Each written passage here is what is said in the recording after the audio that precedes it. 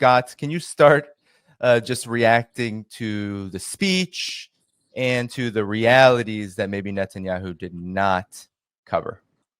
Well, he actually got the realities pretty good, except you got to flip the script. It is this clash between barbarism and civilization, and but the barbarians are the Israelis, Zionism.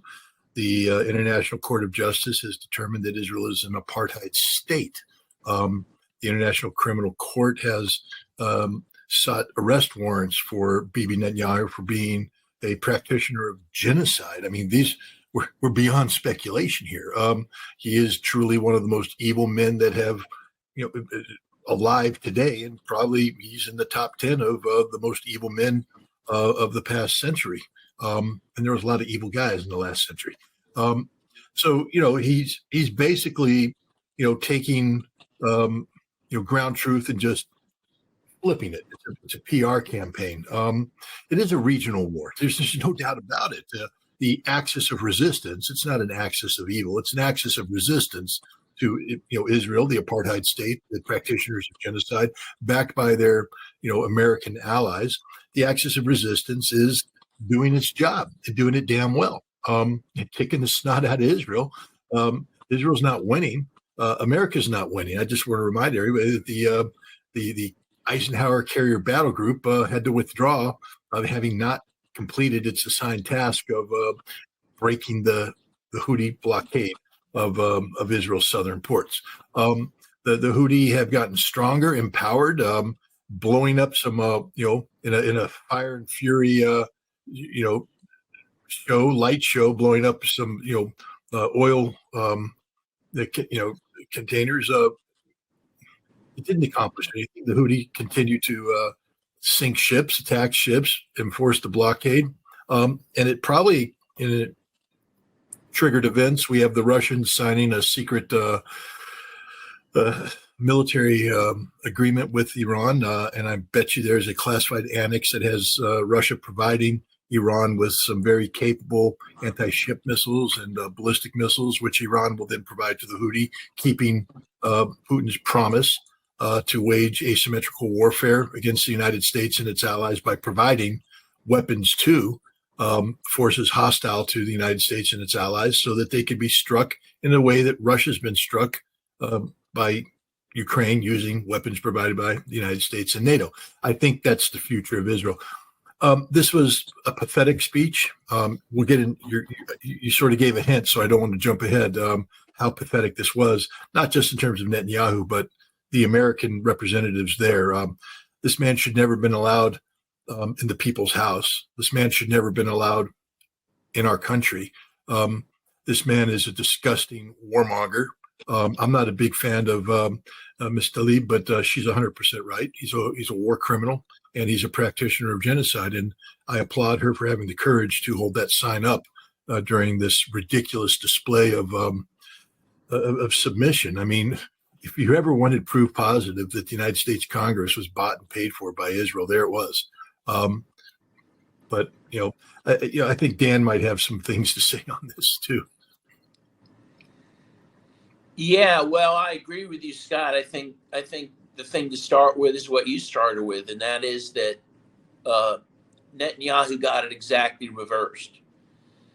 When he talks about barbarism and versus people who care about the sanctity of life, it is the Israelis who are violating the sanctity of life in such a big way in Gaza that is heartbreaking. I'm in Egypt now. I'm with a legal team. We're going to take testimony, and we have been, of Palestinians, refugees here in Egypt. There's about 100,000 here in Egypt that have fled the war in Gaza.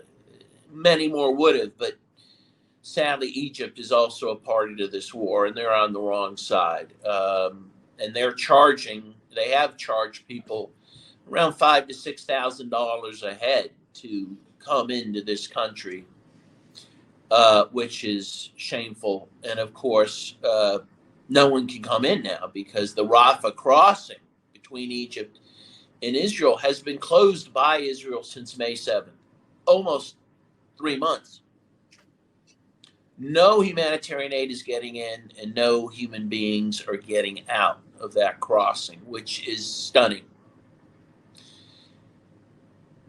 Gaza is now in the midst of a full-blown famine, which is human-caused, which the Israelis caused. They tried to cause. According to Lancet, I'm sure you've talked about this on the show, at least 186,000 Palestinians have died in this conflict to date. I think it's probably more than that. And you're going to see many, many more because of the starvation and disease, right? Polio is now spreading in Gaza. They have found polio in the water system, meaning that people are contracting polio. Israel is inoculating its soldiers against it, of course, not the Palestinians. And this is all by design. They want to kill the Palestinians. That's why this is a genocide.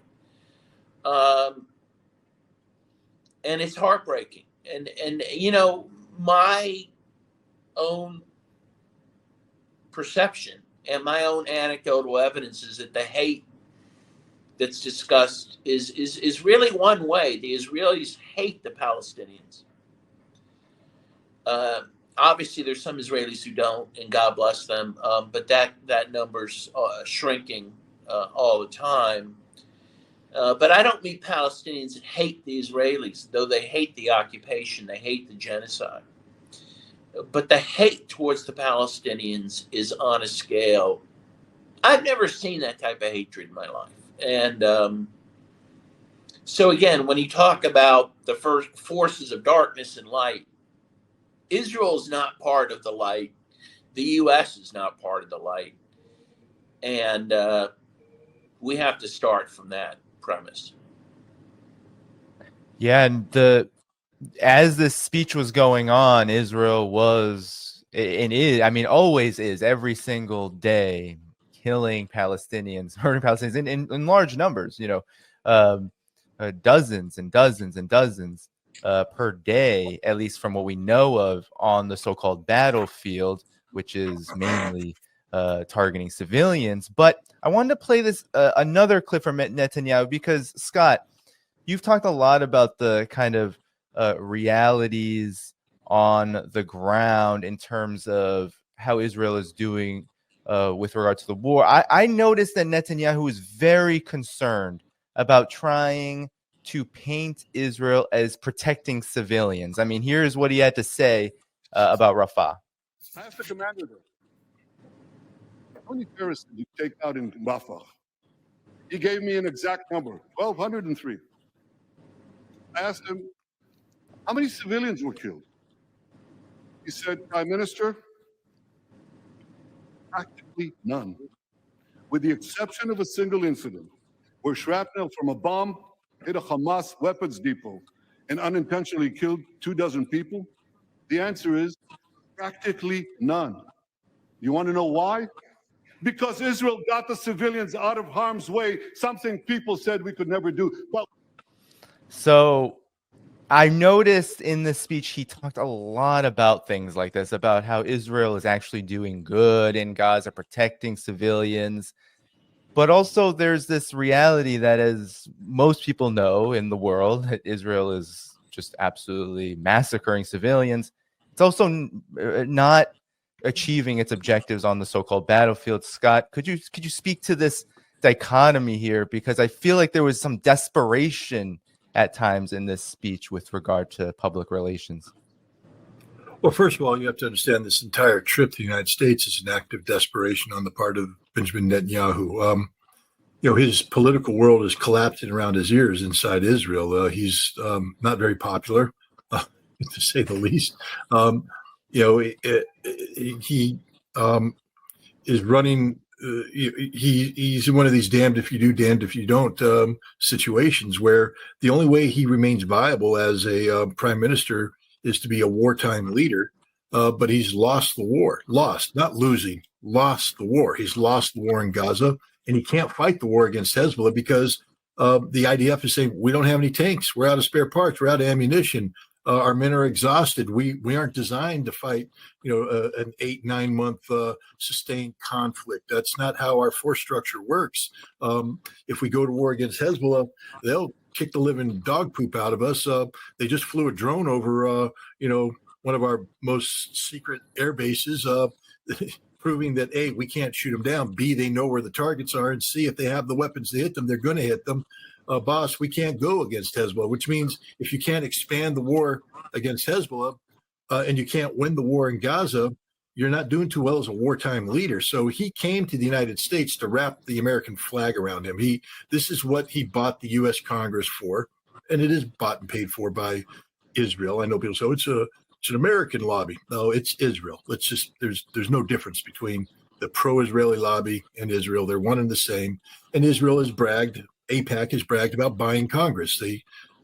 Every one of the primaries that they funded won because of their money. They put $24 million into one New York race to ensure that the seat went to a pro-Israeli person.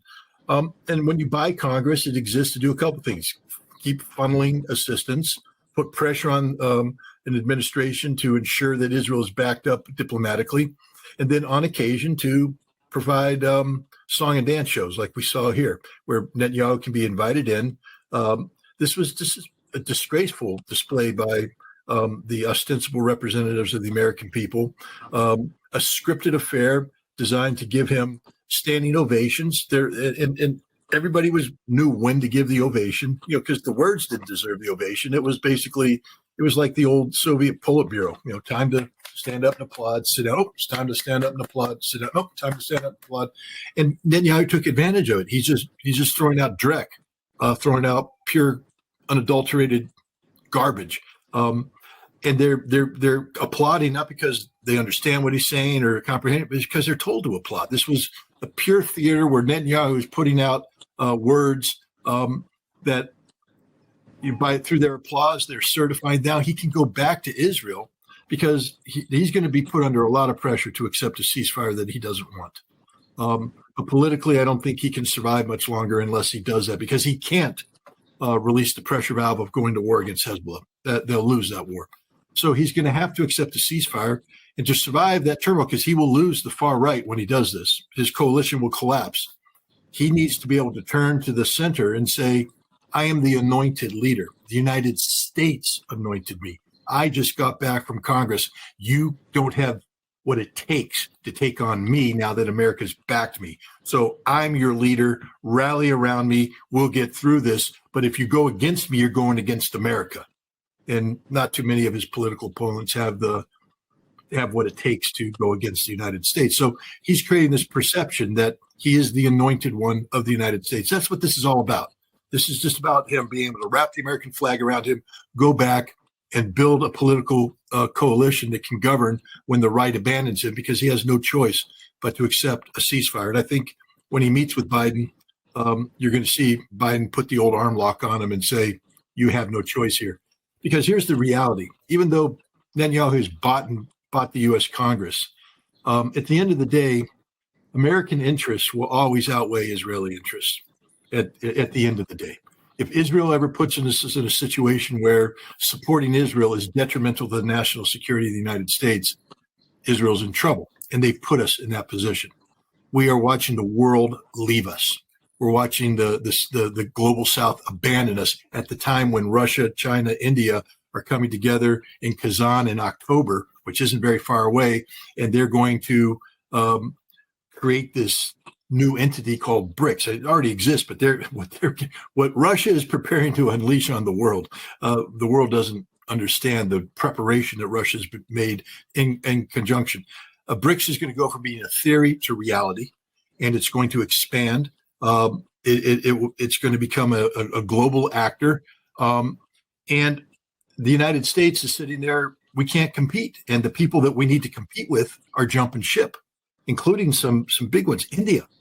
I mean, that bear hug that Putin put on Modi, should have the United States saying, "Oh my God, we lost our Indian partner," because you did lose your Indian partner at that point in time, and they're losing everybody. Everybody's jumping ship. Turkey, NATO member, jumping ship. Everybody. And so this is the reality. And the diplomats are weighing in saying this blanket support for Israel is destroying us, ruining us. It's hurting the national security of the United States. And so Biden has no choice right now but to tell Netanyahu, you need to come on in line. You have to line up. You have to toe the line. You have to do what I tell you now. Because if you don't, it's over for you, and we're going to flush you down the toilet of life.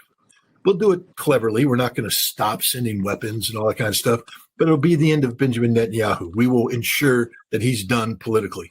We're in a political silly season. Up until a day ago, Biden was the Democratic nominee for this race, and so his legacy as president matters. I don't know what Kamala Harris is going to end up doing in terms of Palestine policy, et cetera. She seems to be playing somewhat of a political game right now. But we know Donald Trump. Donald Trump is all in on Israel.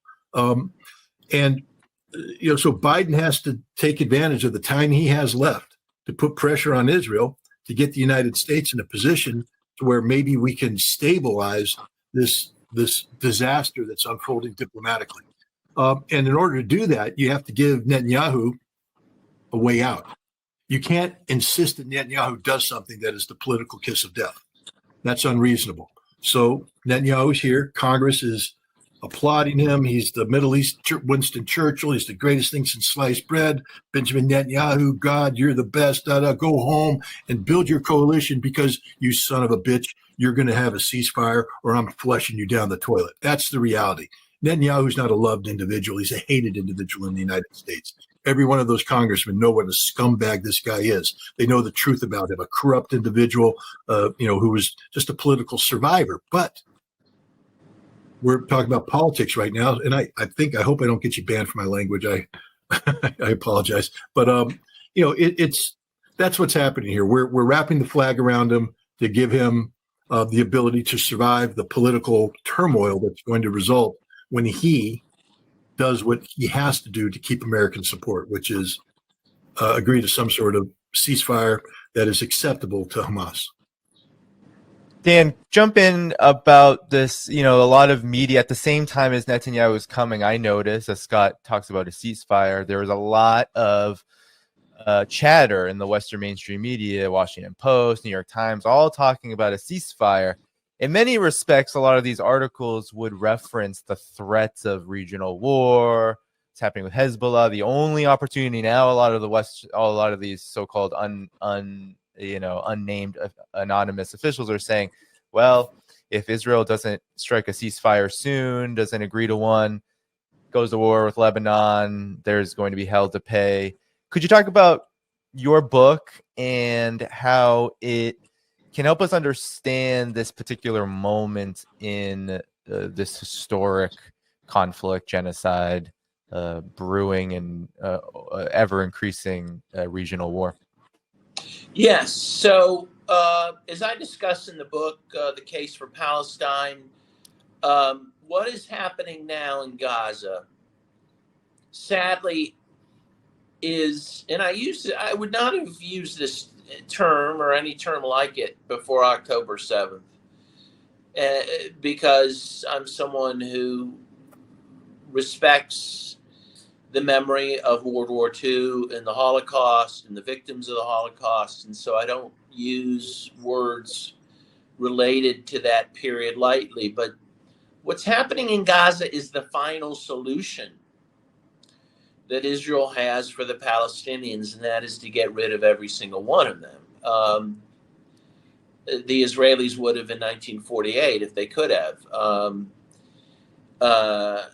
And Netanyahu saw October 7th as the justification to do what the Israelis have wanted to do for a long time, and that is get rid of the Palestinian people. That's why it's a genocide, right? They are trying to destroy the Palestinian people, in whole or in part. That's the language from the Genocide Convention. Sadly, in Gaza, it appears to be in whole. With the famine, the bombings, they've destroyed like 90% of the buildings there. Every single human being's been displaced in Gaza at least once. Over 2 million people. I mean, I have friends in Gaza. I'm writing to them. I have a friend, Ola, and she's not unique. I mean, she moved 4 times or 5 times in a week to run from the bombing. And you have disease now spreading throughout Gaza. And again, all of this is according to plan. At the beginning, I think it was Gallant, the defense minister at the time, who said that they were, going to lay siege to Gaza. They were going to cut off all the food, the water, the electricity. And that's what they've done. And all of this, as I said, is baked into the cake of Israel. The goal all along was to create, so the Israelis, as we know, have had this myth of a land without a people for a people without a land, right? So the myth was that Palestine was a land without a people. And the goal has been to make that myth a reality. And that is what's happening now. And so we've seen this process beginning in 48. It's been gradual up until October 7th of the Israelis slowly taking over more and more land, displacing more and more Palestinians, killing more and more Palestinians, making Gaza unlivable. In 2018, the UN predicted by 2020, Gaza would be unlivable, because the Israelis made it as such. And it was made unlivable by 2020. Think about that for a second. I mean, it was unlivable before October 7th. But then after October 7th, that kind of slow-moving genocide became a rapid-moving genocide. And that's what we're witnessing right now. And it is important to see that historic process. Because history did not start on October 7th, as we are led to believe. It's been a very painful process for the Palestinian people, and it continues to this day. Thank you for tuning in to my latest video. I appreciate all of your support. This channel, however, needs your help. I am seeking to make this channel more sustainable in the long term and upgrade necessary equipment to ensure that this work continues onward and makes progress to give you all of the geopolitical analysis that you all deserve. For that reason, I'm asking you to become a member of my Patreon community at patreon.com/DannyHaiFong. You can find that link in the video description or in the pinned comment below. For whatever amount you choose to give, just know you are supporting independent media that you can't find anywhere else. Thank you so much, and I look forward to the next video.